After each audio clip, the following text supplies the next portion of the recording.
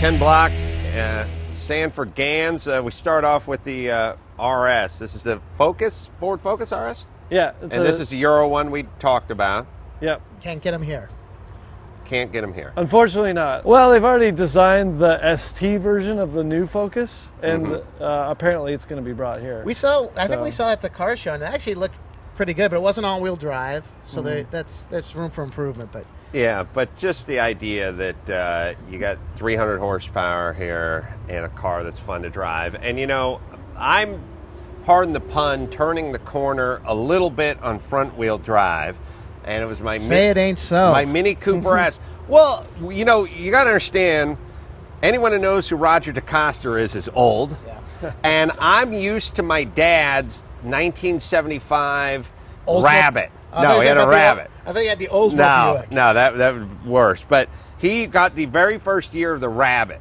And that thing was like the first front wheel, a lot of chop, and it just feeling the torque steer and the feeling of the steering wheel trying to pull you and all that. And it got seared into my soul when I was in high school, and I never forgot about it. Like someone getting attacked by a dog when they're 5 and always being afraid of dogs, even though you got a nice lap. Like throwing your guts out on tequila and can't drink it again. I overcame that. I got past that. You're a better man than me. It's a little something called grit. The point is this. I got that way, and then I drove my Mini Cooper S around, and I thought, oh, this is fun. And then since then, I've driven other cars, and I realized, you know what? I think they worked it out since the 75 They worked Rabbit. it out in my 84 Cadillac Eldorado, I'll tell you that. That's true. All right, and just real quick, on this car, actually, too, Ford has a system with their front-wheel drive called an Revo Knuckle. It actually reduces that amount, a lot of the torque steer. Whatever it is, it works. Now, this is the race car here, yes, Ken? Yes. It's hard to tell. So, this is the one that you're going to be driving and are driving at the X Games. What are the body panels made out of? Most of it's either fiberglass or lightweight carbon fiber. So they've done everything possible, obviously, to get the weight down. What do you think the car weighs? Or what do you know it weighs? This particular car weighs roughly 2,800 pounds. That's a little heavier than I expected. A lot of that's cage, though. Oh, yeah. Get rid of that cage. I mean, the all-wheel drive system weighs, I mean, that's a couple hundred pounds probably. Yeah, of course. There. So, and it's still a rally car, so we have a lot of underbody protection on it. So you have to clad it for landmines and things like that. So here it is. I like the old school mirror, by the way, the same mirror I have on my 610. And these are, I mean, you don't see them in this crazy day glow green, but this is that old school kind of early 70s, late 60s It looks mirror. better here than on the 610. I'm going to leave it at that. Well, thank God Les busted it off the passenger side, so we don't have to worry about that. So up to or close to 850 pounds without the restrictor plate. We're calling it horsepower. A restrictor plate. Yeah, sorry, horsepower. It's not. How do they restrict the horsepower? It's a turbo restrictor. Oh, they restrict the amount of air that can actually get forced into. Oh, so it's like Le Mans, or like where they'll do in Le Mans. Well, they'll have the size of the opening that air goes through restricted. Yes. Now, because with a turbo, if you can only get so much air in the engine, you can only build so much horsepower. There's two kinds of sort of ways to level the playing field in any sport. One is nobody gets more than 500 horsepower, and the other is you got something the size of a $50 to get air through. Go nuts. Do whatever you want. This is the opening that you get to snorkel the air through. Yep. Is that what you guys have? Yeah, precisely. Different, and depending on the type of motorsport we're doing, there's different restrictions on that. And so, thus, are there dudes out there that got another 50 horsepower on you, or do you have 50 horsepower on those dudes? That's a good question. We don't really know. And so I think I have one of the better packages basically in the world for what I'm doing. Sandy's been checking it out for the last 15 minutes ever since we got off the sofa. So, all right, so Ken, how do you do the launch? Like when you guys do the 6 door-to-door and everyone's looking for that whole shot. It's like a motorcycle. They have that gate that flops down and you go and some guys eat it right off the start.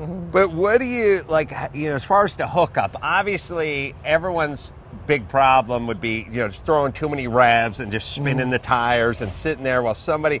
It's counterintuitive, but you got to let off and feather that gas a little. Is there a launch control system in this car? Yeah, the rules kind of restrict us in those areas. The old World Rally cars, literally, it was to the point where the car did so much I would take my foot off the clutch.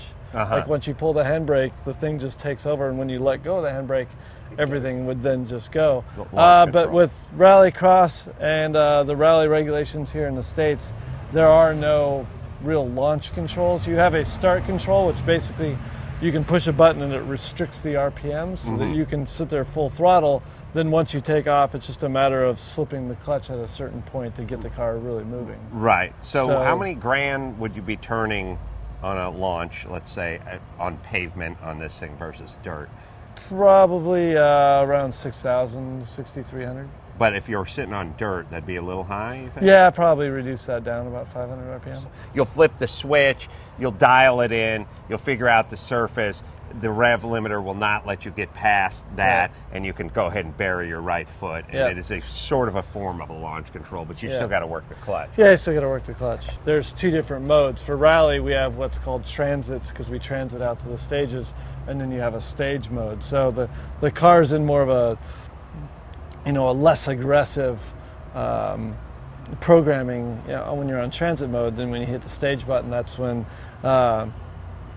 the anti-lag and the more aggressive tune comes in to actually race down a stage. So when you get ready to start, like the Rallycross, you put it in stage mode, put on the launch control, use the handbrake so that you can kind of hover on the clutch a little bit, and then as the lights go green, you let off the handbrake and let off on is the handbrake clutch. just on the rear two calipers, or how does that Yes, the handbrake is just on the rear to help pivot the car on tighter turns. In the old days, we had to use a freaking e-brake with your foot and reach the thing to pull it out. Or the hand and hold in the button. That was the easy one, though. But we never had any fancy European cars. We always had the GM something or other with the e-brake ratcheting and pulling that lever, or the Mustang with the lever, and you had to twist and pull. So this little sensor right here, the little square, that's an actual sensor that retards the motor when it feels you pulling the stick. So it releases the engine torque in the VW. My dad's 75 Rabbit had that. Yeah, the VW Auto Stick had that. My buddy Zeb had the Auto Stick. in a bug. Nice. You move the lever, it pulls it.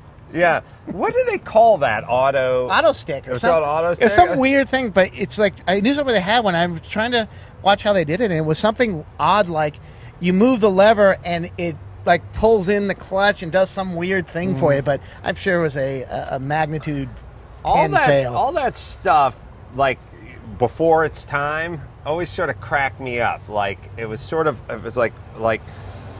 like the earliest computing things, like computers, where they were like physically mechanical. Punch cards and relays. Punch cards and all that stuff in there. It was funny that someone figured out a way to sort of make it work way before they had the technology for it. So 2,800 pounds, 660 horsepower. Can we take a look at the motor? Yes. So other than the size of the intake on the air, any other restrictions? The engine size, the displacement has to be 2 liter. Or cannot be above 2 liter. Yeah. So for Rallycross and the Rally America Championship here in the States, 2 liter is the restriction. And then for the World Rally Championship now, we actually run a 1,600 liter, a 1,600 cc. Right. So it's a smaller, higher revving engine. I like to compliment you on your hose clamp. I love those hose clamps. How did you get them? What the hell are those called? We got to write that down, Ganz. I've been looking for some McMaster good... car. What's that again? I've been looking for some good hose clamps for a while. That's nice. All right, should we fire this baby up? Sure. I don't think the listeners at all would do it. Do it for me, Ganz. All right. We'll give you one this time.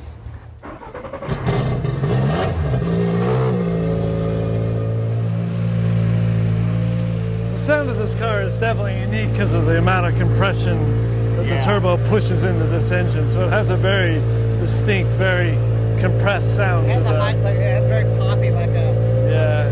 Can you toss a rev at? Yeah. That's right.